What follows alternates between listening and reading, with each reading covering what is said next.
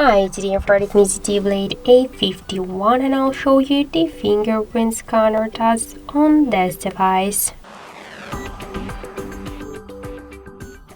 So I just set up my fingerprint to the scanner here on the back side of the device, and now I'll make a couple of tries to unlock the device with my fingerprint, and we'll see how fast this option is and does it works. So let's start.